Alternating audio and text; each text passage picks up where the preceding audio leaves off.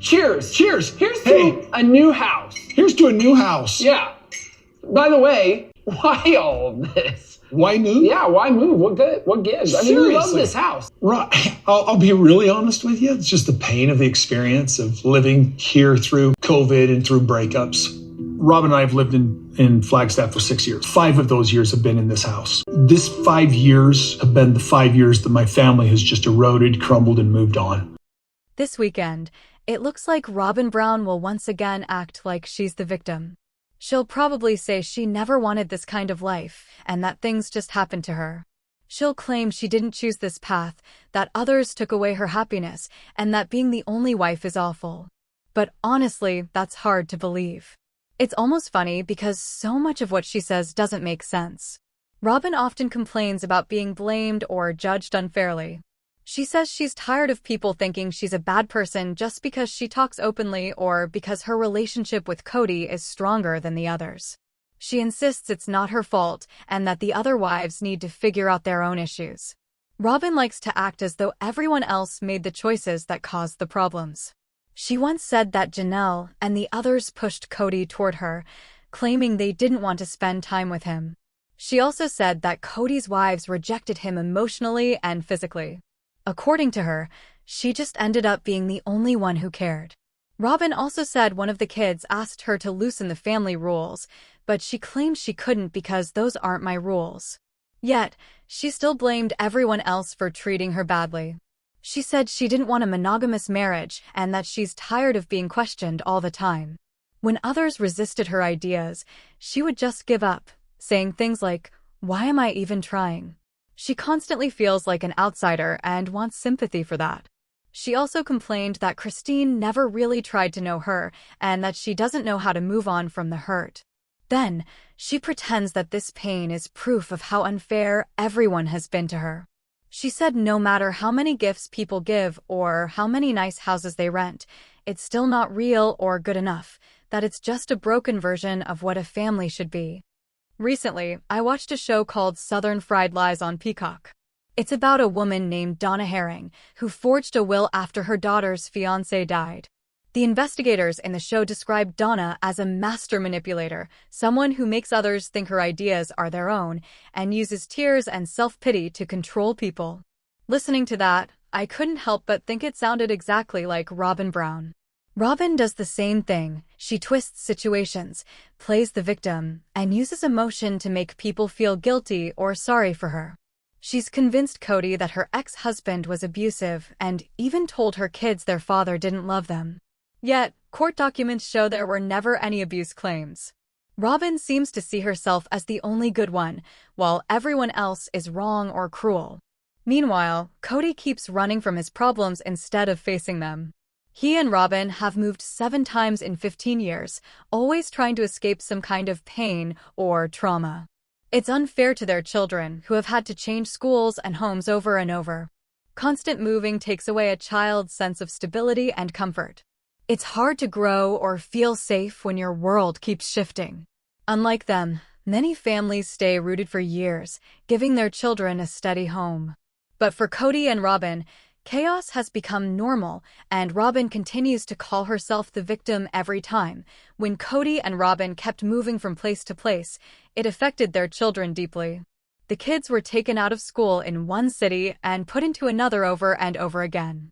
First, they left their school and moved to Las Vegas. After settling there for a short while, they were pulled out again and moved to Flagstaff. Some of them were even taken out of school during their junior year of high school, which feels especially cruel. Teenagers at that age are trying to find stability and finish school with their friends, but instead, these kids were forced to keep starting over. The younger children have it just as hard. They've never had a true sense of home or belonging. When you think about growing up, most people can picture the house or neighborhood they spent their childhood in. Even if they don't live there anymore, that place holds special memories. But Kody and Robyn's kids don't have that. They've moved so many times that there's no single place they can call home. They've had to rebuild their lives repeatedly, leaving behind friends, teachers, and routines.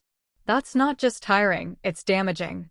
It robs children of stability and a sense of safety. I think about my own son. He's only ever known one home. We moved when he was a baby, and since he was 1 year old, we've lived in the same house. He just turned 13, and this is the only home he remembers. This house gives him comfort. It's where he feels safe, where his memories are built. Sometimes I think about moving to get a little more space or a better place to record my podcast, but then I stop and ask myself, why would I take away his sense of security just for my own comfort? What's the point of having more space if it means taking away what makes him feel grounded? That's the difference between thoughtful parenting and what Kody and Robyn are doing. They don't think about how their actions affect anyone else, not their children, not their family. Everything revolves around them. Their choices seem selfish and short-sighted. Robyn likes to claim she didn't expect to be Kody's only wife, but that's not true. She worked hard to isolate him from his family and even from his own children. She built a narrative where she's the victim, the one who needs saving. At one point, she and Kody even met with church leaders and tried to convince them to build a religious compound on their property, Coyote Pass. They wanted to attract new followers and start a new branch of their faith community in Flagstaff.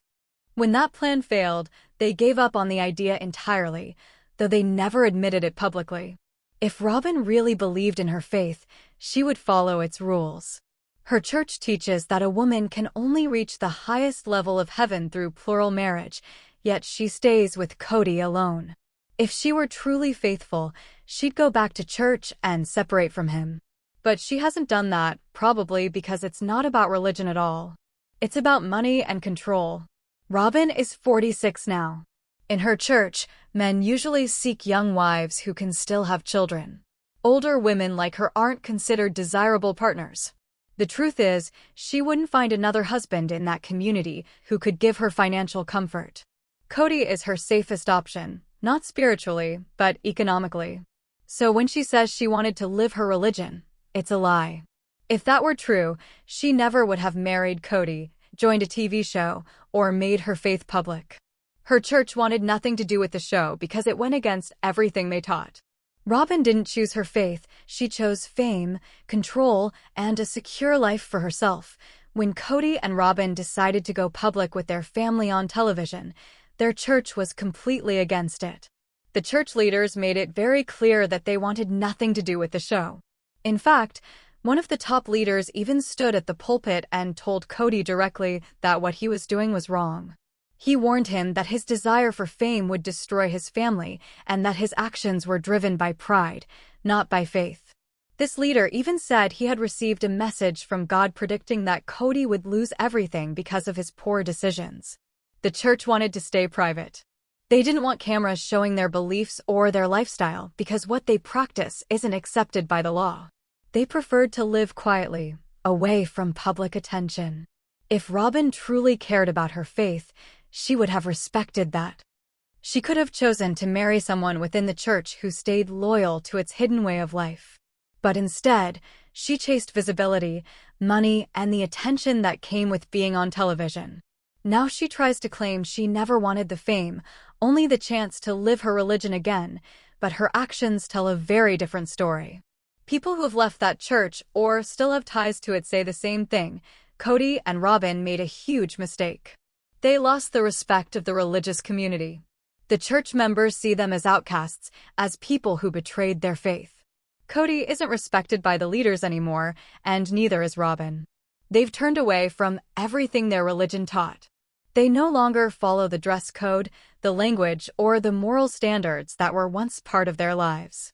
They drink alcohol, they swear, they dress like everyone else, and they use the media to make money. Even their hairstyles and the way they present themselves go against their old beliefs.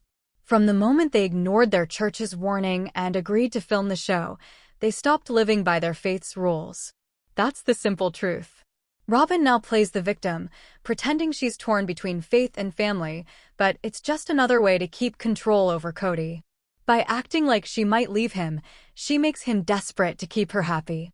Kody tries to fix things by buying her expensive gifts or promising her a bigger home. He probably bought their current house partly to make her feel secure and partly to keep her tied to him financially. He knows that if she's living in the home she always wanted, she might not walk away. Their relationship has turned into a game of manipulation. They keep each other hooked by using guilt, fear, and money. Unless Robyn decides she's done or Kody completely runs out of money, they'll probably stay together out of convenience, not love. Robyn continues to present herself as a misunderstood wife who didn't ask for this life, yet she constantly talks about how unhappy she is being Kody's only partner. That kind of behavior goes against everything her old faith stood for. In her religion, wives are supposed to respect their husband's position and accept their situation. By publicly complaining and saying her life isn't fulfilling, Robyn proves she's no longer living by her faith's principles. It's all for show, a story created for sympathy. That's why Christine, Janelle, and Mary see her version of marriage as fake. It's not about religion or family, it's about control and image. Robyn and Kody stopped being genuine believers the moment they chose fame over faith, and now they're just pretending to be something they're not. Leave a comment below, give this video a thumbs up, and make sure you subscribe to my channel if you haven't already. Don't forget to hit the bell so you never miss an update.